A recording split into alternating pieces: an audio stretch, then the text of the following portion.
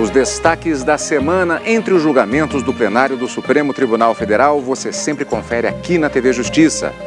É o Plenárias que está começando.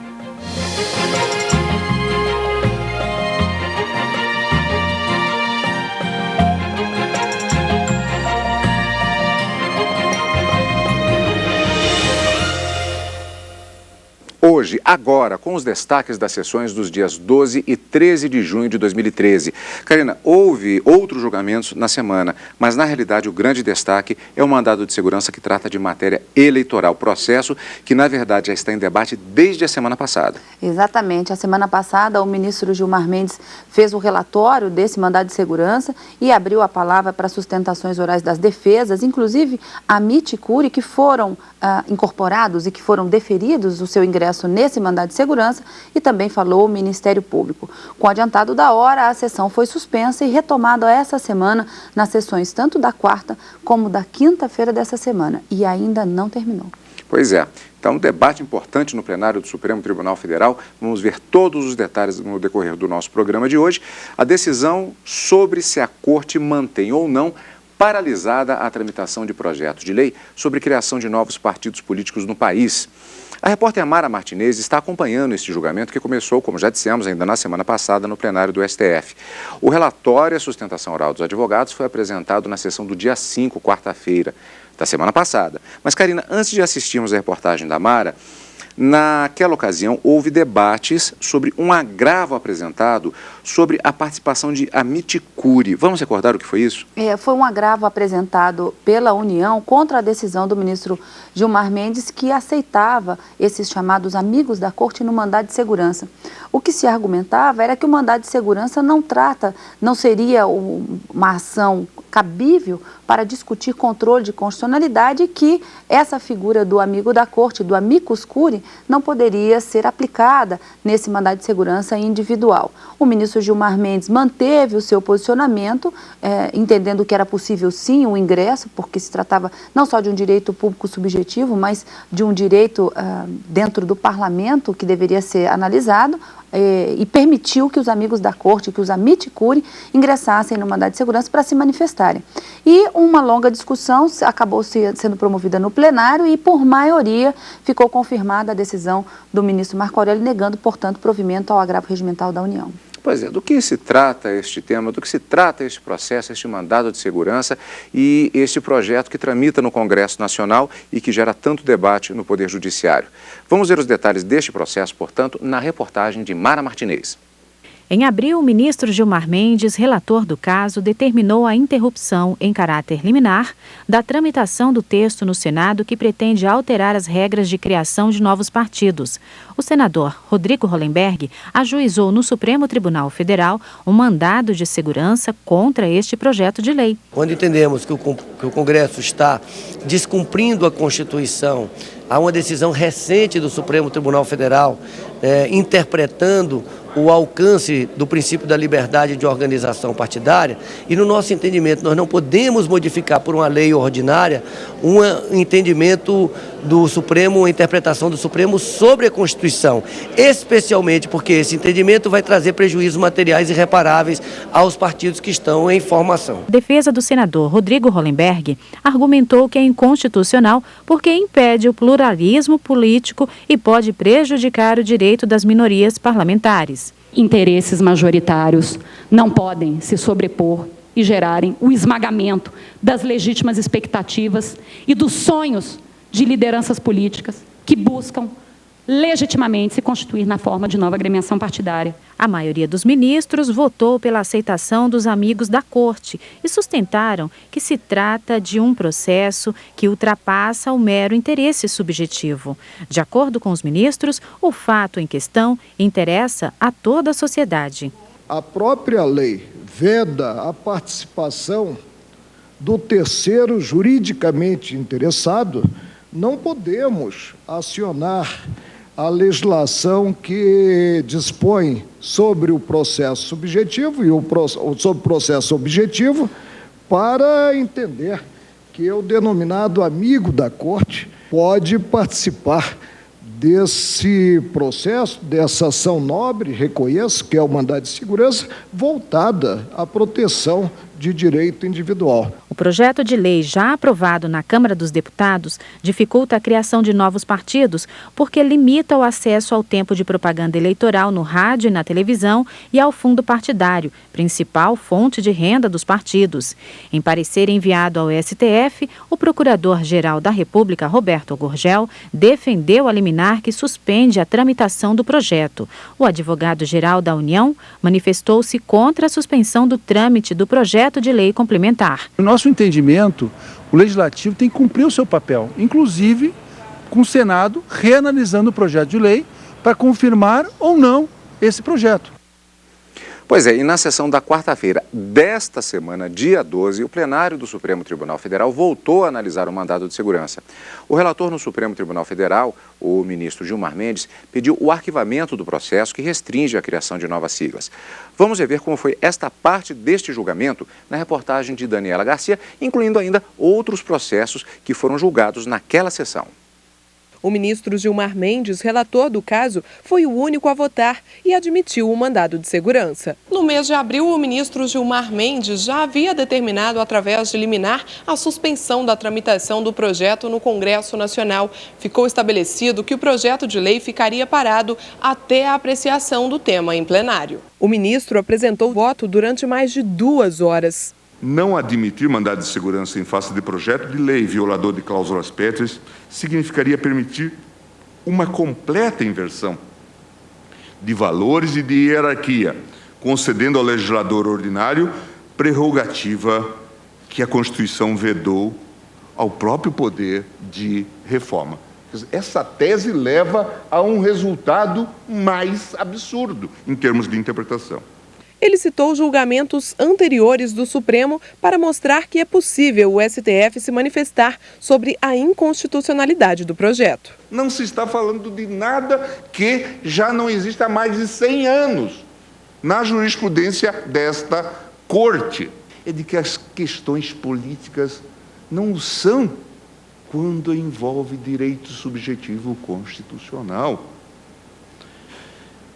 O Supremo conhece de questões que não são meramente políticas, o que, aliás, é um rudimento do sistema. Desde que a questão está subordinada a textos expressos na Constituição, deixa de ser questão exclusivamente política. O mandado de segurança chegou ao Supremo Tribunal Federal por uma ação movida pelo senador Rodrigo Hollenberg. Ele pede a interrupção da tramitação do projeto que altera 2 leis e estabelece que, ao mudar de partido durante o mandato eletivo, o político não pode levar consigo os recursos do fundo partidário nem o tempo de propaganda eleitoral na televisão e no rádio. Para Hollenberg, a proposta retira a liberdade para a criação de novos partidos e fere outros princípios da Constituição.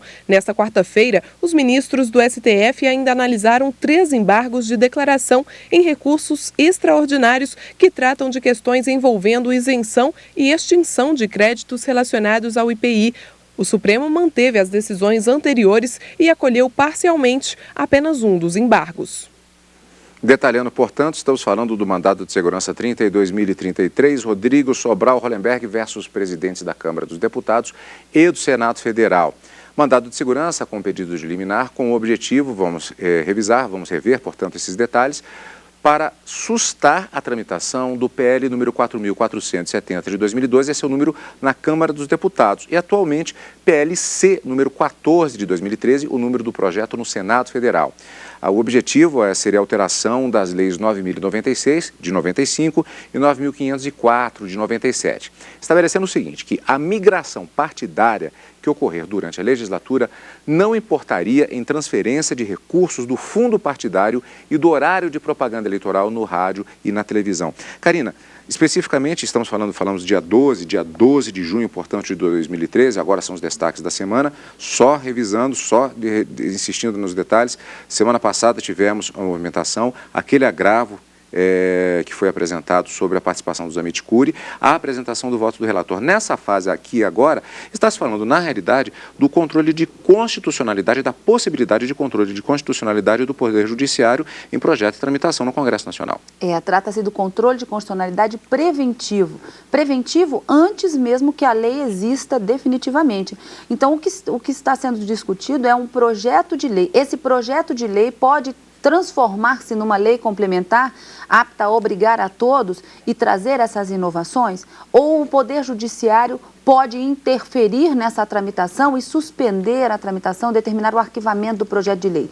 Então, quando a grande discussão que girou em torno desse tema nessa semana foi também envolvendo essa questão. Até que ponto o Poder Judiciário pode interferir nessas questões políticas, se pode ou se não pode?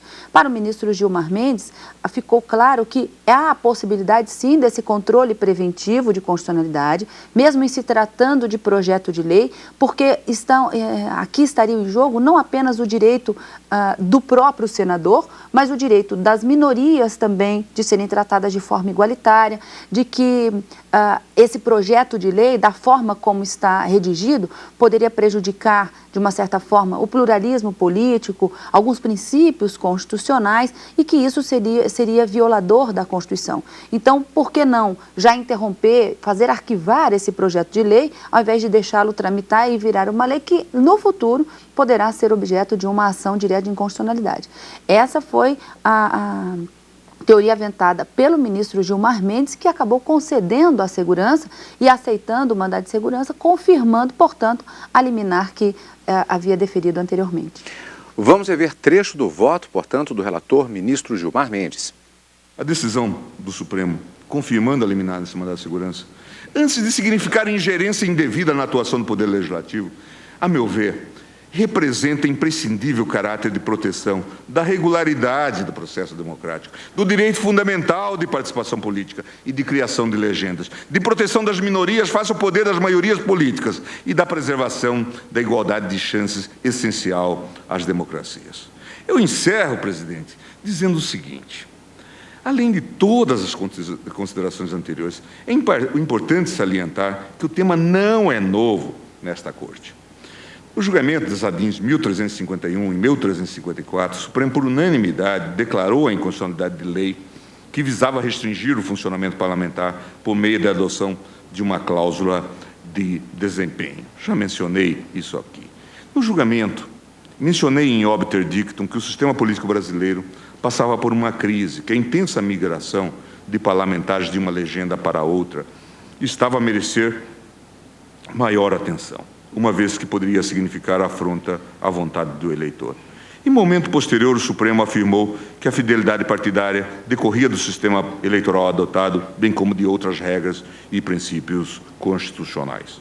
No julgamento dos referidos mandados de segurança, salientei que a fidelidade partidária condicionava o processo democrático ao impor normas de preservação dos vínculos políticos e ideológicos entre eleitores, eleitos e partidos. Nesse sentido, o transfugismo partidário excessivo que se estava a vivenciar contaminava todo o processo democrático, gerando repercussões negativas sobre o funcionamento parlamentar dos partidos. Pois é, foi a continuação do julgamento, portanto, do mandado de segurança, que voltou a ser debatido pelos ministros na sessão plenária da quinta-feira.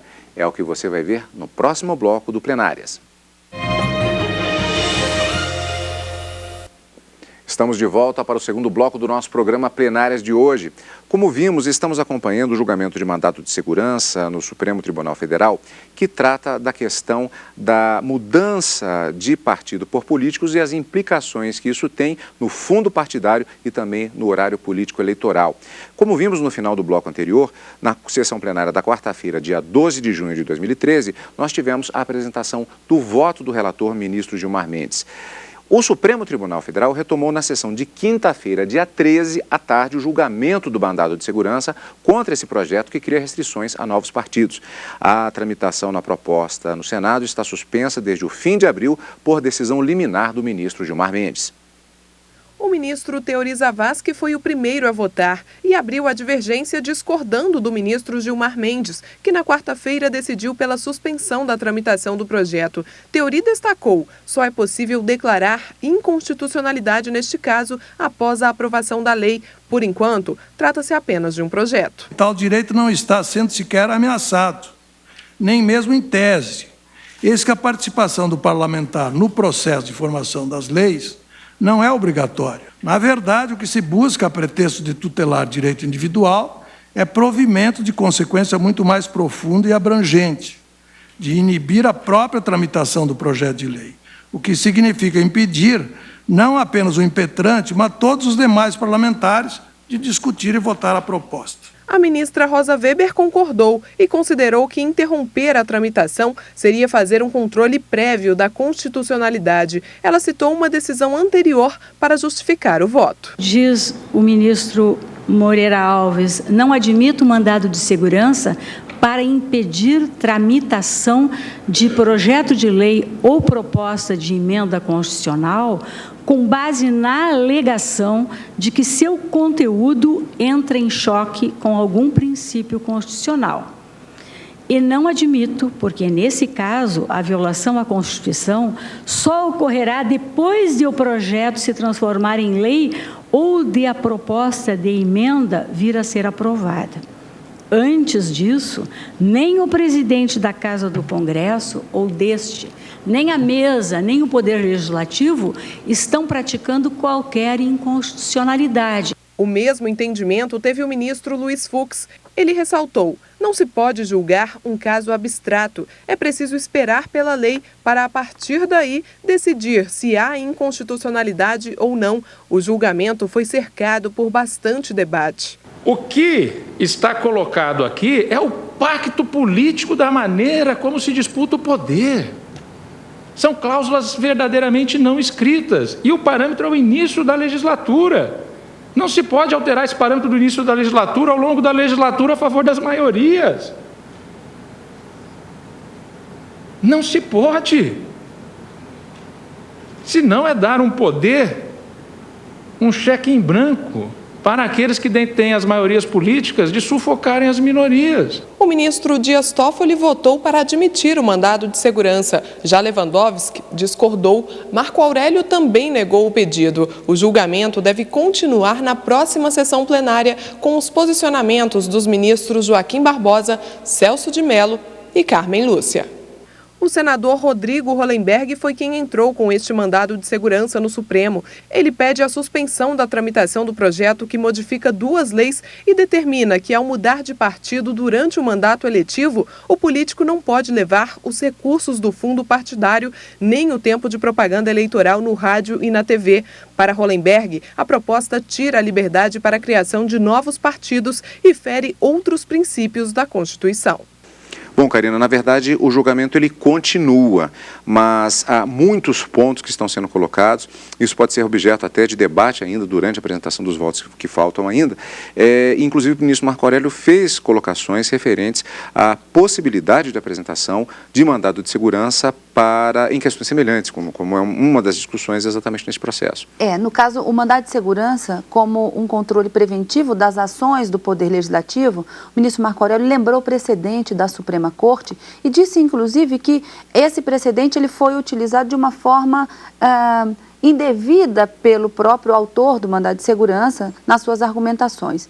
Ele citou que o Supremo Tribunal Federal já admitiu, sim, mandado de segurança como forma de controle preventivo para obstar uma tramitação de projeto de emenda constitucional. Agora, com relação a obstar a tramitação de projeto de lei ordinária, lei complementar, isso haveria ainda uma jurisprudência já consolidada no Supremo Tribunal Federal, no sentido de não se poder interferir nessa conduta do Poder Legislativo, que já faz um controle preventivo para que essas leis saiam já do Congresso Nacional com essa presunção de legalidade e de constitucionalidade. Então, o que diz a Constituição acerca das emendas constitucionais, puxando um gancho na decisão do ministro Marco Aurélio? A Constituição diz que são cláusulas pétreas e que não pode haver sequer deliberação de proposta proposta de emenda constitucional que tenda a abolir, que tenda a extinguir, a retirar da Constituição a forma federativa do Estado, o voto direto, secreto, universal e periódico, né? Os próprios direitos fundamentais, direitos e garantias fundamentais. Então, com relação a determinados assuntos, sequer uma proposta de emenda poderia tramitar no Congresso Nacional. E no caso aqui desse mandado de segurança, não trata-se de proposta de emenda, e sim de uma proposta de lei complementar. Então, num primeiro momento, o ministro Marco Aurélio, ele entende que a via mandamental, a via da ação do mandado de segurança não é a mais correta para se trazer o problema ao Supremo Tribunal Federal e não chega sequer a conhecer do mandado de segurança. Mas vencido nesse ponto, como já haviam votado os ministros anteriores, inclusive que abriram a divergência conhecendo da ação, ele também denegava a segurança, entendia que não deveria ser suspenso a tramitação desse projeto de lei. E num voto também longo, bastante fundamentado, trazendo jurisprudência, ele acabou entendendo dessa forma. Não há que se falar agora nesse controle preventivo. Amanhã ou depois, quando a lei vier a ser promulgada e passar a valer efetivamente, ela pode até vir a ser alvo de uma ação direta de inconstitucionalidade, mas isso no momento posterior, e aí sim que o Supremo poderá se debruçar sobre essa questão. Antes, não há que se falar nesse controle preventivo pelo Poder Judiciário. Pois é, e o julgamento ele continua, portanto, no plenário do Supremo Tribunal Federal. Você vai continuar acompanhando ao vivo as sessões plenárias, é claro, como sempre, do Supremo Tribunal Federal e os principais momentos, como sempre também, nos nossos finais de semana no Plenárias. E hoje também nós destacamos a expectativa que existe para a semana que vem, mais exatamente nos dias 17 e 24 de junho, já portanto na outra semana ainda, agora de 2013, a partir das 2 horas da tarde acontecerá mais uma audiência pública nestas segundas-feiras para se debater os pontos de vista econômico, político, social e cultural envolvidos no sistema de financiamento de campanhas eleitorais vigentes, a ser analisado na Ação Direta de Inconstitucionalidade 4.650. As 2 sessões vão acontecer na sala de sessões da primeira turma do Supremo Tribunal Federal. A audiência pública foi convocada pelo ministro Luiz Fux, relator da Ação Direta de Inconstitucionalidade, que deu uma entrevista exclusiva para a TV Justiça sobre este tema. Essa é a grande preocupação e o móvel dessa ação direta de inconstitucionalidade, porquanto que a Ordem dos Advogados menciona com razões do seu pedido é de que essa influência do poder econômico ela tem levado, digamos assim, a pactos pouco republicanos que antecedem as eleições e que acabam influindo nas mesmas, né? De sorte que essa preocupação é uma delas sobre a qual vai gravitar os debates da audiência pública.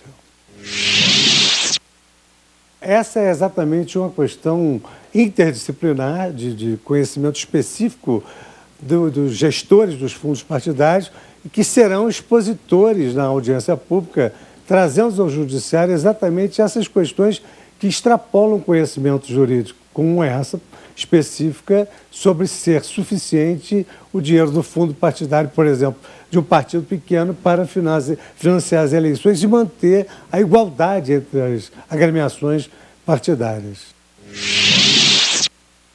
Essa é uma das questões que nós vamos colocar no debate da própria ADI no plenário, sobre se esta limitação à possibilidade de doação, ela de alguma maneira infringiria cláusulas contratuais da soberania popular, do pluripartidarismo político, do exercício da cidadania, enfim, vários valores que a Constituição enumera que serão debatidos, mas sempre à luz de outros elementos de informação que serão trazidos por cientistas políticos, técnicos, enfim. Foram, digamos assim, convocados alguns expositores, outros se apresentaram para expor. Há expositores de todos os partidos, há expositores que trabalharam intimamente na elaboração da lei e, sem prejuízo, nós vamos ouvir a voz da sociedade, porque, na verdade, essa não é uma questão só jurídica, essa é uma questão sobre a qual gravitam valores sociais. Então, para que nós possamos, nós, o Supremo, conferirmos legitimação democrática, que o povo tenha confiança na decisão que nós vamos proferir, é preciso que nós também ouçamos as vozes sociais quando essas decisões não perpassam apenas por um critério meramente jurídico. O direito, o juiz sabe, mas ele não tem esse conhecimento enciclopédico que virá através de cientistas políticos, jornalistas, membros de partidos políticos, gestores de fundos partidários, institutos de transparência Brasil, Instituto Ético, enfim, vai ser um debate riquíssimo que vai acrescentar bastante sobre essa solução acerca de um problema que, como eu já disse, não é estritamente um problema jurídico, é um problema que está intimamente ligado à expectativa da sociedade em relação à rigidez do processo eleitoral. A audiência pública será transmitida ao vivo pela TV Justiça. E também vamos dar destaque a esse tema no próximo programa Plenárias, no acompanhamento exatamente desse tema, que será, portanto, objeto também de julgamento no plenário do Supremo Tribunal Federal. E, além disso, na próxima semana também encontro marcado, é claro, como sempre, né, Karina? Encontro marcado na quarta e na quinta-feira ao vivo, com o direto do plenário, e no final de semana com plenárias. Obrigado pela companhia, como sempre, e continue aqui na TV Justiça.